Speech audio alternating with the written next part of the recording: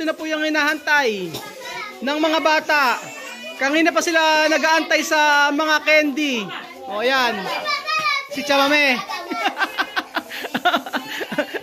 Kumakain pa. Siya kasi ang nag-prepare lahat. O, kaya siya...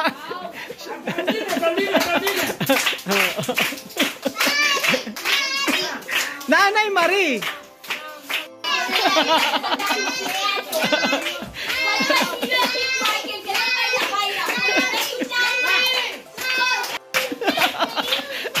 Parang hindi napagod eh, oh.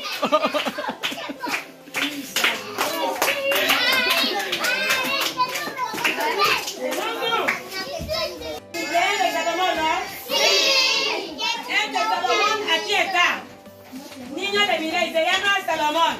Por eso hoy hemos hecho esta fiesta, porque le queremos mucho. ¿Sí o no? ¡Sí! ¡Un aplauso!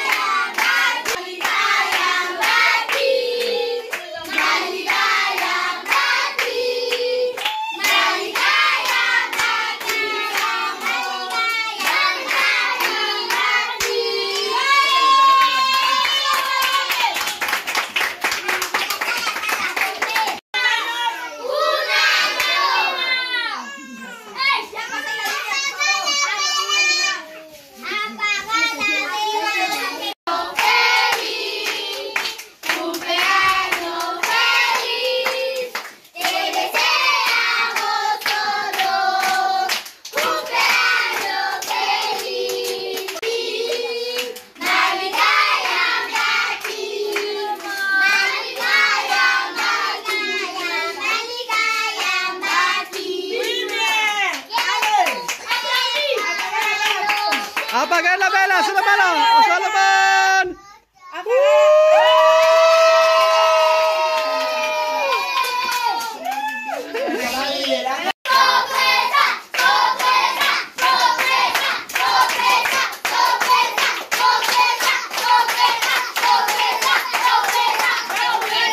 Oh, Miray!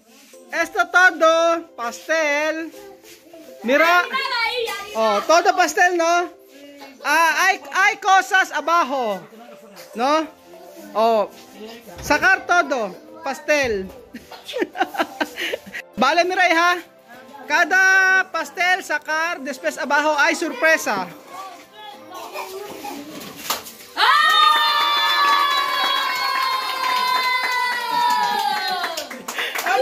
Otro. Uno.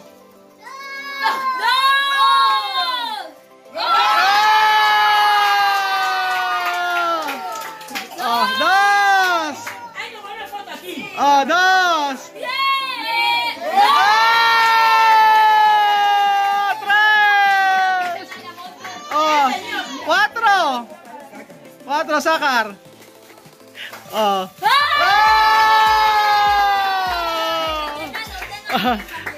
Di ba? May mga paandar tayong ganyan, oh. Ayan. Después.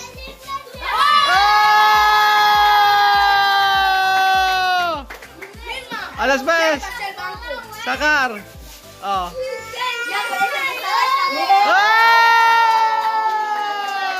Después.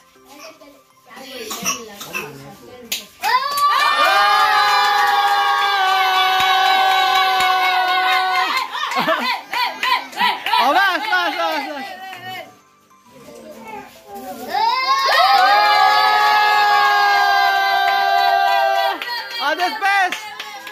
Después. El último, ponlo ahí. Último. Oh.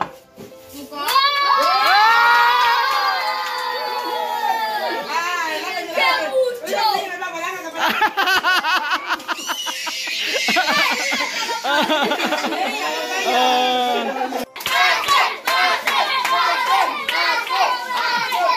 Ara pastel.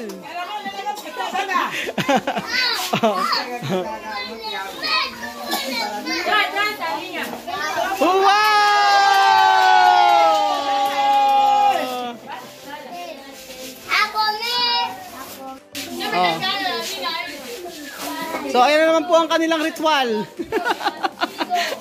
Ang paglalagay ng icing sa noo.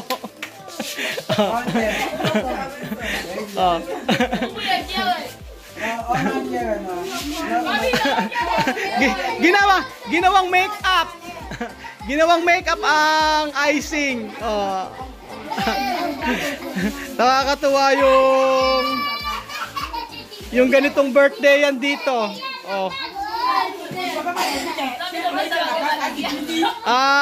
Solomon!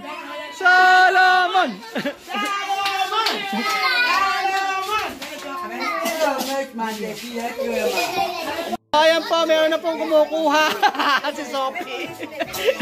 Hindi makantay si Sophie. Nananahimik si Sophie nung pala. Nananahimik siya sa tabi pero dumada moves.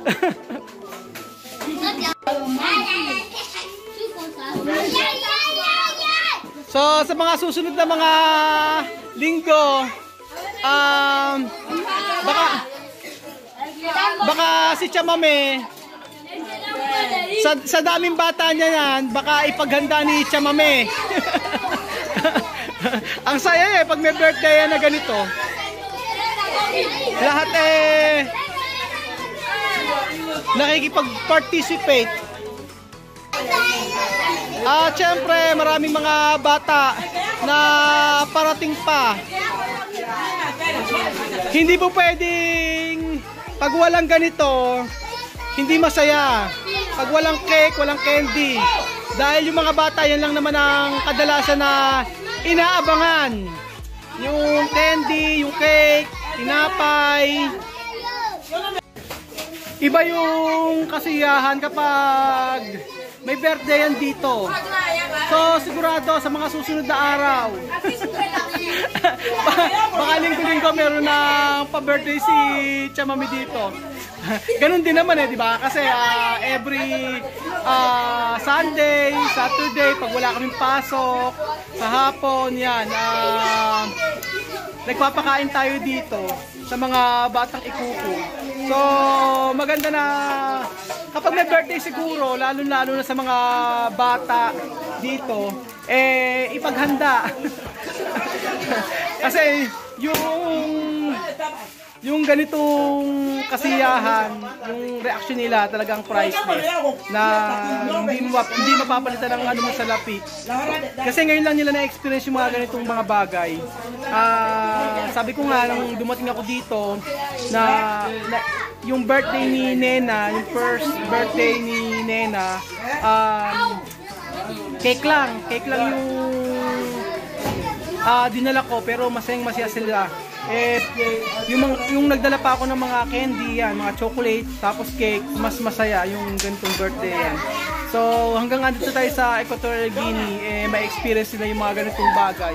Yung makakain ng hindi pa nila natitikman ng mga pagkain sa kanilang buhay, o minsan matikman man nila pero hindi lagi.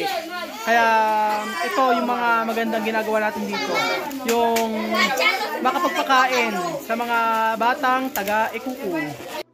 Kaya hanga ako dito kay Chamame. After nito, pagkalinisan na, si Misma, yung mga anak ni Chamame, ayan, siya din yung mag-aayos niyan. Pero sabi ni Chamame, hindi daw mapapalit nga ng ano man salapi yung ganitong kaligayahan ng mga bata. Kita nyo naman, sa mga candy na yan, cake, lahat masaya. No, así no van a Chámame. ¿Qué significa? Porque cuando una persona da dinero después pone aquí. ¿Por qué pone aquí? Es como bendición, como tú dices, gracias. Cuando tú pones dinero aquí, significa Bendición. bendición, gracias. También cuando tú, ejemplo, yo dar dinero para ti, después tú poner aquí. Sí, poner aquí. Aquí. Significa también bendición. ¿Todo guiñano así? Sí. Oh. Yo lo dinero también cuando tú quieres a alguien mucho, como yo quiero a mi mamá. Así. Yo la quiero mucho.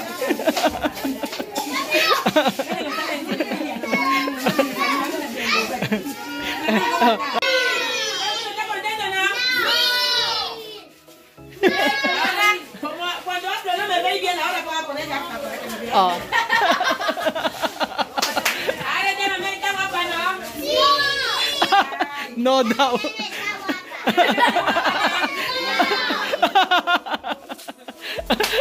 Aloko ni Alima. Maganda daw si Chamame, sabi niya. Tapos sabi ni Alima, no! Ay, ¿sabes una comida, no?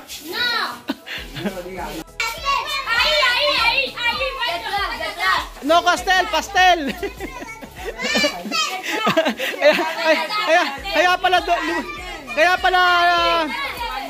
Kaya pala si Esther ay lumapit, akala niya kastel. Hindi niya sabi pastel. So ayan, hinati na ni Chamame ang mga cake. Kasya yan sa mga bata. Kung matitikman lang nila yung mga cake natin sa Pilipinas, sigurado sasabihin nilang napakasarap. Yung cake kasi dito, yung mga ganyan, parang tinapay sa atin ang lasa. Yung mga ganitong cake dito,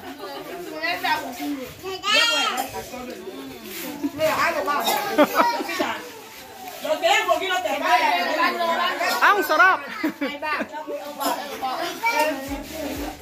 Lasang pandesal. Matigas. Pero sila, nasasarapan na sila sa ganito. Okay na. Kaya sabi ko, panatikman nila yung cake natin sa Pilipinas. Yung kahit sa ano lang, red ribbon na lang o kaya Goldilocks. Sigurado, mapapawaw sila sa sarap ng cake ng Pilipinas. Yung mga mango bravo, mga ganyan, sarap. So, ayan mga amigo, paubos na po yung cake. Oh, lahat naman ay nakakain.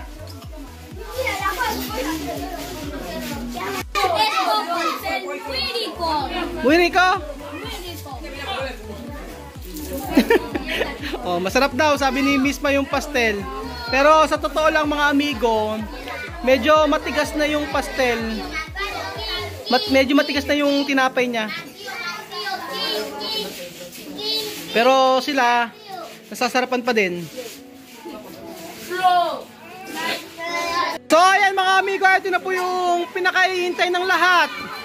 Ang Tasa Challenge. 1, 2, 3, abre!